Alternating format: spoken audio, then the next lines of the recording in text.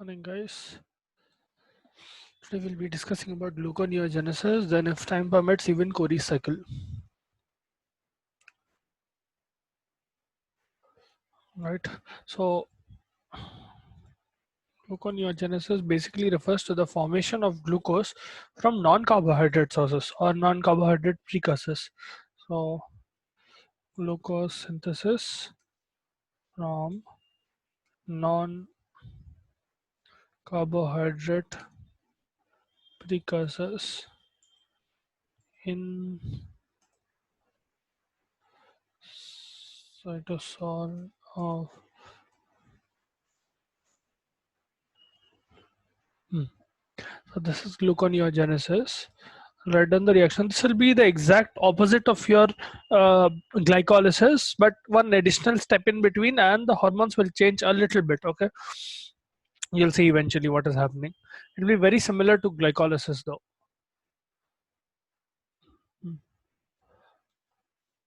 So, because it is a non-carbohydrate precursor, if you remember in glycolysis, we ended up splitting a glucose molecule into two molecules of pyruvate.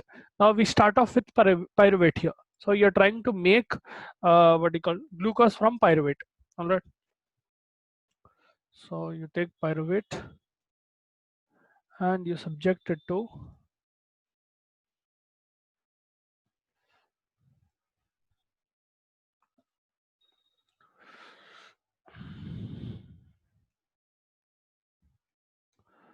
get oxaloacetate by subjecting pyruvate to the enzyme to this red the enzyme pyruvate carboxylase. Right. In pyruvate carboxylase, you are basically carboxylating the enzyme in the sense you are adding a CO2 in it. So here you will have a CO2 being added. If you remember, carboxylase is an enzyme that will facilitate the addition of carbon dioxide. In this reaction, ATP is used up. So one ATP molecule gets used up and it ends up giving one phosphate molecule, leaving ADP in the presence of biotin here. So biotin will be the biotin.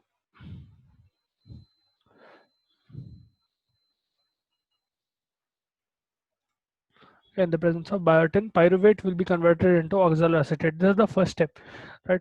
From here, you will get phosphoenol pyruvate. If you remember, in glycolysis, the last step was phosphoenol pyruvate to pyruvate. Here, this is the extra step where you get oxaloacetate in between. All right. So here you subject oxaloacetate to phosphoenol pyruvate, phosphoenol pyruvate carboxykinase. So that is the name of the whole enzyme. One second. Right, giving you phosphoenol pyruvate.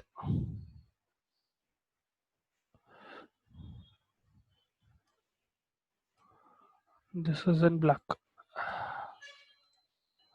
Right. So what happens here is again another phosphorylation occurs, but this time it will be through GTP, okay, guanylyl triphosphate. In the previous reaction, it was ATP adenosine triphosphate. Here you will have guanosine triphosphate. GTP becoming GDP, giving one phosphate group. And what will happen is here carbon dioxide will be kicked out. So you have a loss of carbon dioxide here. Here you are adding carbon dioxide in the presence of carboxylase. Here in the presence of carboxykinase, phosphoenol pyruvate carboxykinase, you are removing carbon dioxide and adding a phosphate group. Right. To this, you hydrate the molecule. be careful in glycolysis. Whenever you have enolase, you'll have enolase here, the enzyme. You are removing water molecule in glycolysis. In this, you will add water. That same enzyme can do both addition and subtraction of your water molecule. You end up getting 2-phosphoglycerate, right? Being catalyzed by the enzyme enolase, and you have one water molecule coming in, right? So this is a, one second, let me draw it this way. This is a reversible reaction. Okay, so enolase will catalyze the reaction from one end to the other. Whenever substrate is more, product will be formed. Whenever product is more, substrate will be formed. Generally, it will go in the forward direction, because immediately phosphoglycerate will be converted into 3-phosphoglycerate. Okay, so what you do here is another reversible reaction in the presence of a type of isomerase called isomerases, and mutases do the same thing. They perform isomerization. Okay, so phosphoglyceromutase. In the presence of phosphoglyceromutase, your 2-phosphoglycerate will become 3-phosphoglycerate. Phosphoglyceromutase, this becomes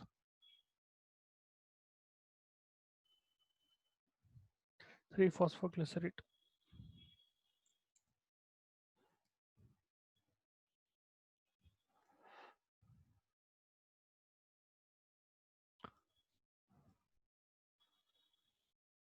Right, so you're basically changing the position of the phosphate group. That's all. From to second position, you're shifting it to third position. Okay, here the next reaction will be another reversible reaction, wherein in the presence of phosphoglycerokinase, phosphoglycerokinase, so this is an enzyme, hence red, you will end up getting 1,3 bisphosphoglycerate.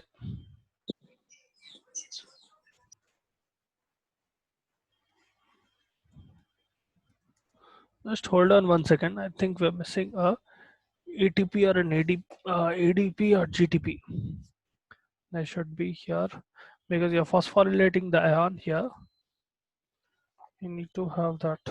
Just hold on 1 second.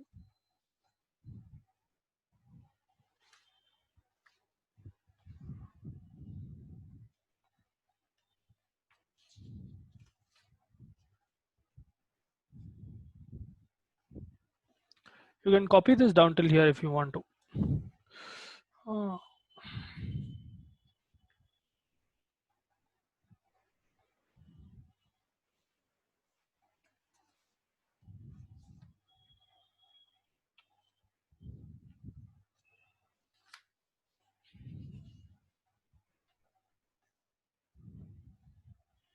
yeah, ATP, I thought.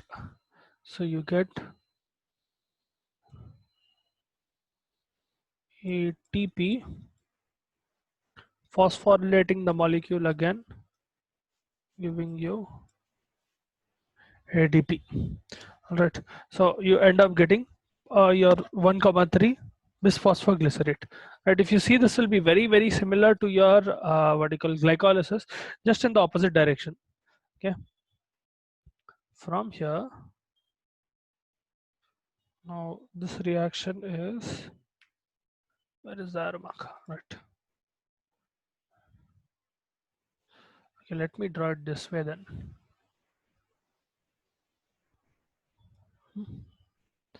Because you get two things. One thing is you get ceraldehyde 3-phosphate,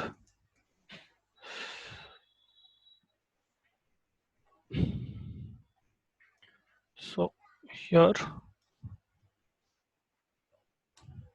G3P, and this is interchangeable with its own isomer, which is discussed in glycolysis as well.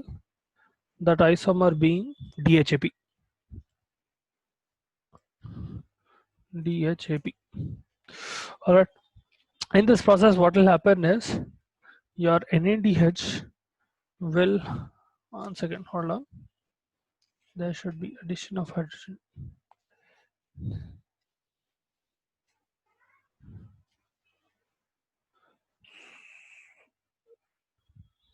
Where is that? Hmm. So in glycolysis, you are removing hydrogens. In this, one second, let me type it down, it will be easier. NADH plus H, or H plus. This is in, okay, let's do it in print. So this will donate hydrogens in this reaction, and you end up getting NAD plus. All right. So you are reducing the molecule. 1,3 bisphosphoglycerate is being reduced, and you end up getting glyceraldehyde 3-phosphate. Other than that, what will happen is inorganic phosphate. One molecule of inorganic phosphate will be removed out. I'm writing that as IP. Okay. Inorganic phosphate molecule. So you will end up with a 3-carbon molecule because pyruvate is a 3-carbon molecule. From here on out, everything is a 3-carbon molecule all the way up to glyceraldehyde 3-phosphate, wherein you're simply adding 1 phosphate. Initially, you were adding 2 phosphates. After that, you remove 1 phosphate.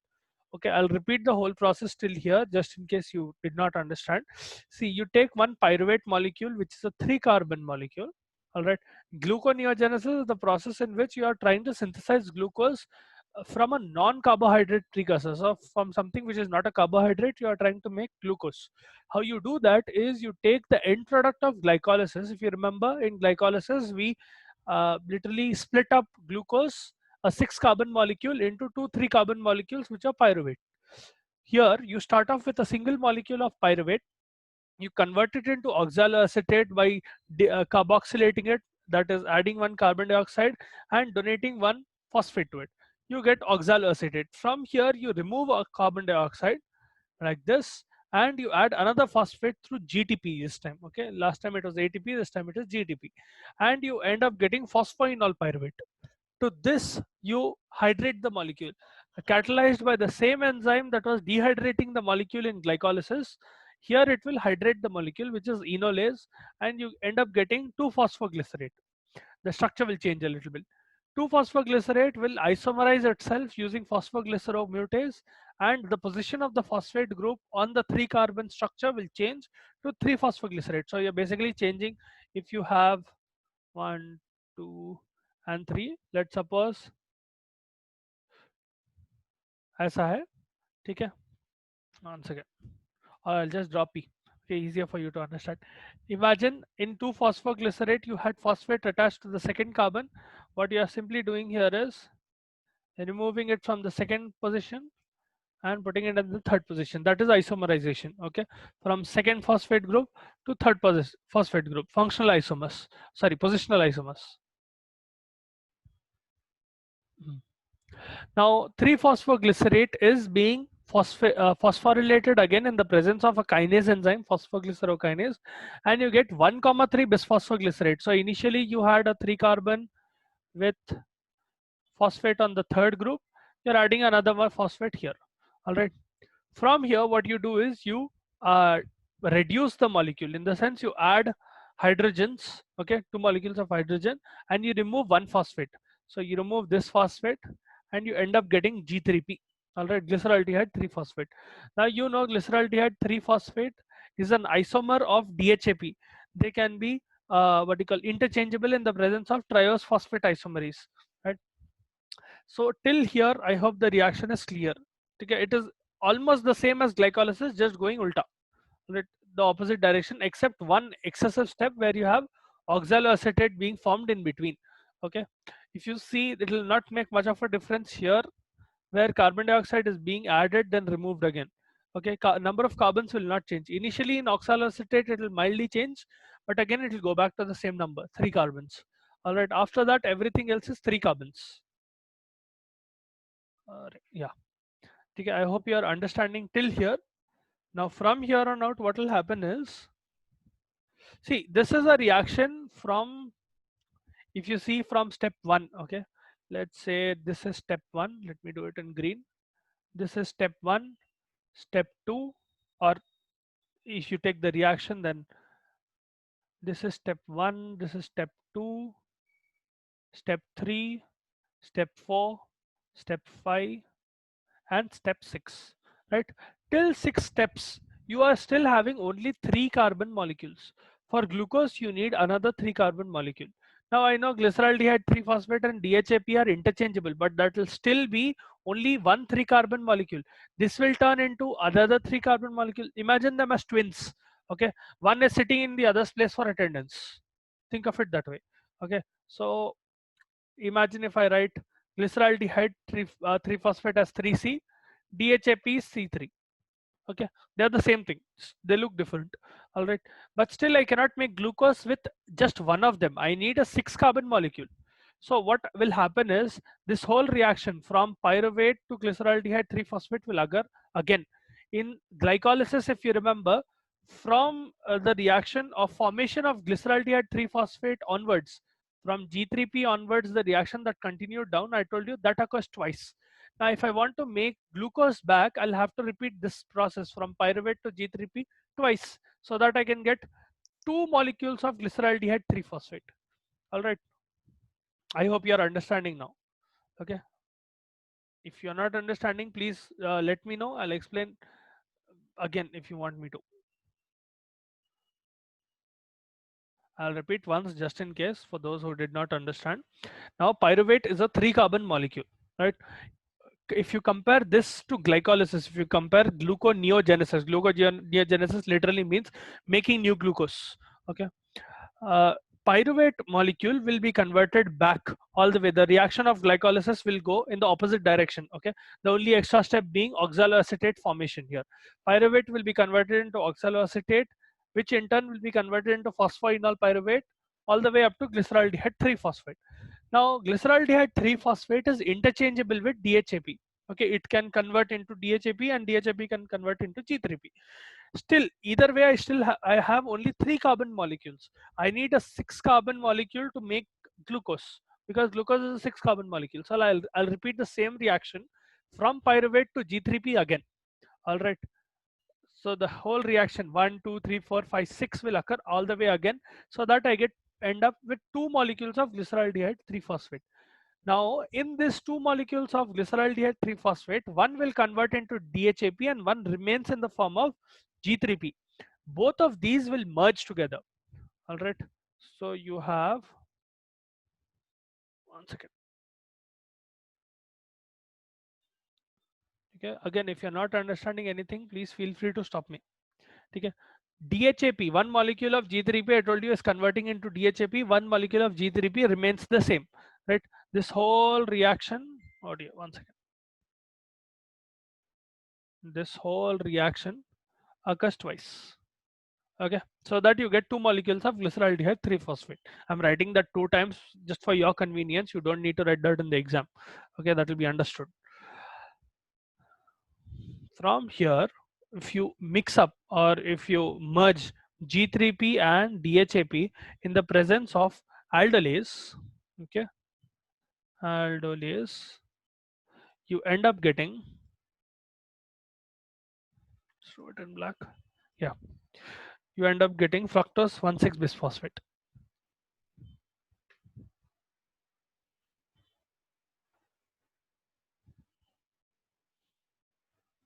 All right, this is the third product or the end of the second or third reaction in your glycolysis. Right, the third reaction, sorry, not second. So from glucose to glucose 6-phosphate, glucose 6-phosphate to fructose 6-phosphate, fructose 6-phosphate to fructose 1,6 bisphosphate. That is how it went in glycolysis. Here it will go in the exact opposite direction. From G3P and DHAP, you'll combine both of them in the presence of aldolase to form fructose 1,6 bisphosphate. So now you have a 6 carbon molecule with 2 phosphate attached to it, right? That is why fructose 1,6, it is present in the first carbon and 6th carbon bisphosphate. To this, I will remove, let me shift this here so that you can see. I hope you guys can see here down below. If you're not able to see, let me know. Okay, so this is a reversible reaction. In the presence of the enzyme fructose bisphosphatase, fructose 1,6 bisphosphatase, what will end up happening is you will 1,3 phosphoglycerate के बाद sir समझ नहीं आया. Okay, so see 1,3 phosphoglycerate is what is happening here is किधर है, हाँ, in this part this fellow is losing one phosphate group. That is why this is the inorganic phosphate. Okay, let me just write it down, Bazu, so that you don't get confused. This is inorganic phosphate.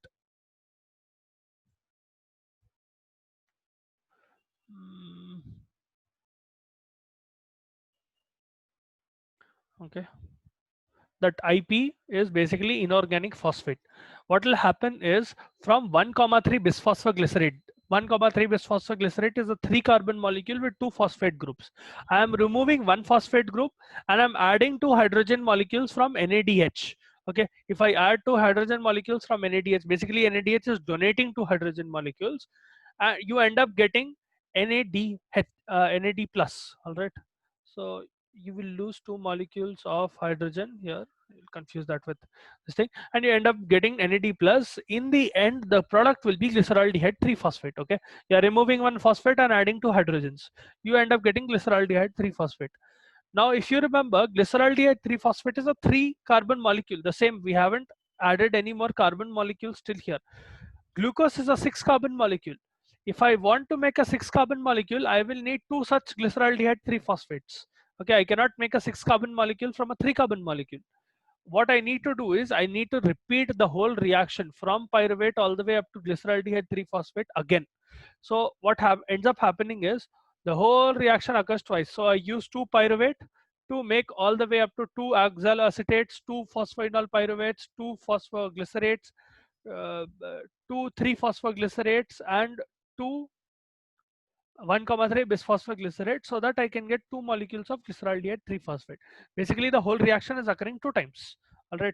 If you remember in glycolysis, I told you from the splitting of G3P and DHAP, the reaction continues from G3P all the way up to pyruvate in one sequence, and again from DHAP will be converted into G3P and continues again to form 2 molecules of pyruvate.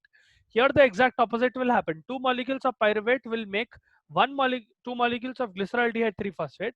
Out of those 2 molecules of G3P, glyceraldehyde 3 phosphate, one will convert into DHAP because they are interchangeable. One will be like DHAP, one will be like G3P. These both will merge together. Okay, they will attach together in the presence of aldolase and they will form fructose 1,6 bisphosphate. Okay, I hope abhi samajh mein aa raha ho. If you still have a doubt or if anyone else has a doubt, okay, ठीक है. यहाँ पर क्या होता, you will add one molecule of water. Let me do it in pink. You add one molecule of water, you basically hydrate the molecule and you remove one inorganic phosphate. Okay, I'm writing here IP. You already know what is IP here. IP is this inorganic phosphate. Okay, so basically you're hydrating the molecule, at the same time you're removing one phosphate group, inorganic phosphate group. So this ends up in the formation of fructose 6 phosphate.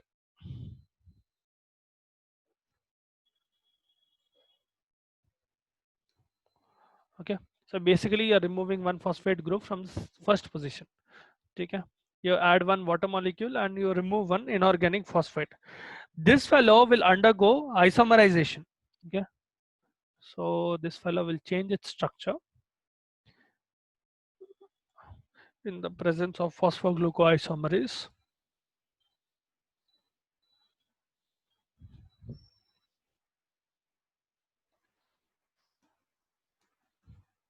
Oh, this fellow is also supposed to be in red, right?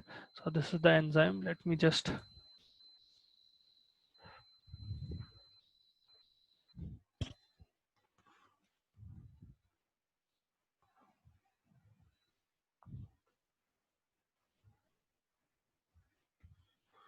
ठीक है, so the red ones are all enzymes. You end up getting glucose 6 phosphate.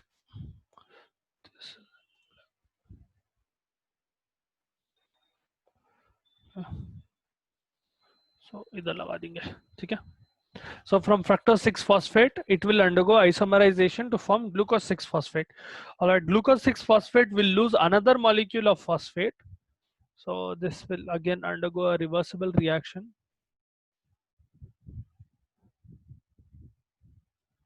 And again, the same thing happens here. So you have one water molecule being given in and one inorganic phosphate coming out.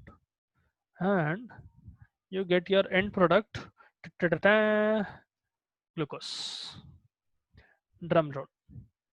All right, so this is gluconeogenesis. Okay, I hope you understand. So, एक second, I should have. किधर गया? हाँ जी.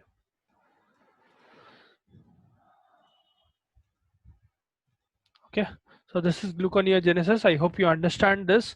I'll repeat the whole process once, just in case, just to brief it out. Okay, you take one molecule of pyruvate. You start off with one molecule of pyruvate. Okay, and you convert it into oxaloacetate by adding one carbon dioxide and adding one phosphate group using ATP. All right, so you're adding one phosphate using ATP, and you get ADP in the presence of biotin and pyruvate carboxylase. You will get oxaloacetate as the end product. From oxaloacetate, this is phosphorylated again, but decarboxylated. At the same time, when you are adding phosphate, you are removing the carbon dioxide which was added in the first step. So you use the enzyme phosphoenol pyruvate carboxykinase, and you end up getting phosphoenol pyruvate. To this molecule, you will add a water molecule. All right, to this phosphoenol pyruvate, you add a water molecule in the presence of enolase to get phosphoglycerate for 2-phosphoglycerate. Right, to this you perform isomerization in the presence of a mutase enzyme to get 3-phosphoglycerate. So you're basically moving the phosphate from the second position of the second carbon to the third carbon. To this 3 carbon molecule, you add another phosphate group so that you get 2 phosphates on a 3-carbon molecule. So you initially have enzyme for the last reaction, glucose 6 phosphatase. One second, thank you for reminding me. So the enzyme here will be glucose 6 phosphatase. Okay, the last reaction, just put it here. Okay, now coming back to here, we have a 3-carbon molecule with vertical. In 3-phosphoglycerate, you had just one phosphate on the third position. If this is the first carbon, second carbon, and the third carbon, in 1,3 bisphosphoglycerate, you are simply adding another phosphate molecule. To this, you will add 2 molecules of hydrogen. You'll basically reduce the molecule, and you remove one phosphate group. You remove this phosphate. You end up getting glyceraldehyde 3-phosphate. Now, if you want to make a glucose molecule which is a 6-carbon molecule, you'll need to perform the whole thing 2 times, because you cannot get a 6-carbon molecule from a 3-carbon molecule. Till now we were dealing with only 3-carbon molecule, which was pyruvate all the way up to G3P. So the whole reaction will occur twice. In the sense, 2 pyruvate molecules will get involved and end up forming 2 molecules of G3P. Now, out of these 2 molecules of G3P, one will convert into DHAP, and DHAP will merge with G3P to form fructose 1,6 bisphosphate in the presence of aldolase. Now, to this fructose 1,6 bisphosphate, you hydrate the molecule, you add one water molecule to it, and you remove one inorganic phosphate. Right, the same happens in the previous reaction as well. Uh, two reactions before this, that is from 1,3 bisphosphoglycerate to G3P, you're removing an inorganic phosphate there, and you're removing another inorganic phosphate here in the presence of fructose 1,6 bisphosphate, end up getting fructose 6 phosphate. To this, you perform isomerization where you're getting glucose 6 phosphate in the presence of phosphoglucoisomerase, and from here you perform the last phosphorylation or dephosphorylation. You're basically removing a phosphate group and you're adding another water molecule, wherein you end up getting glucose in the presence of glucose 6 phosphatase. This is your gluconeogenesis. All right. I hope समझ में आया what is gluconeogenesis.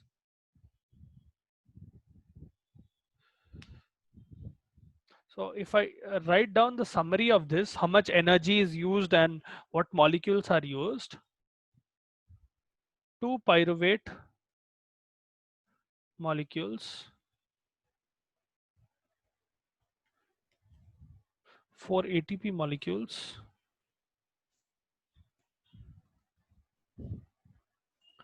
2 GTP molecules, and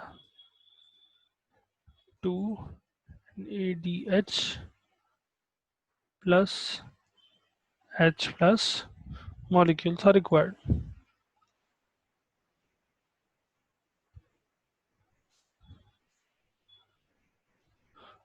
In the formation of in gluconeogenesis in gluconeogenesis, right? So how are you getting 2 pyruvate? Because you're repeating the whole reaction all the way from pyruvate to G3P 2 times. Multiply everything 2 times. So 2 pyruvate, यहाँ पर एक ATP आ रहा था ना? See, so here you are getting 2 pyruvate molecules. Here 1 ATP, here 1 ATP. So in one cycle you are using 2 ATPs. In 2 cycles you'll use 4 ATPs. Okay. So this is balanced and this is balanced. You're using 2 pyruvate molecules and you're using 4 ATP molecules. Now here you are using 1 GTP molecule. If you what you call repeat the whole reaction 2 times, you'll get 2 GTP molecules. So this is balanced. And here 1 NADH molecule is being used. Repeat the whole reaction 2 times, you get 2 NADH molecules. 2 NADH plus H plus molecules. That is the energy required to make one glucose molecule from pyruvate or from a non-carbohydrate source. All right. Chalo, theek hai. If you understood this and have no doubts, we'll head into Cori cycle. Clear है ये? The Cori cycle कल start करेंगे because we have like 7 minutes left. Start Cori cycle tomorrow. I hope you understood this. If you have any doubt in any particular step, what is happening here, or any small detail which you did not understand, please let me know right now so that I can clear your doubt.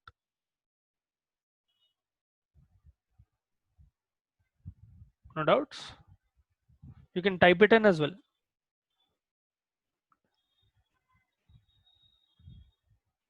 All right.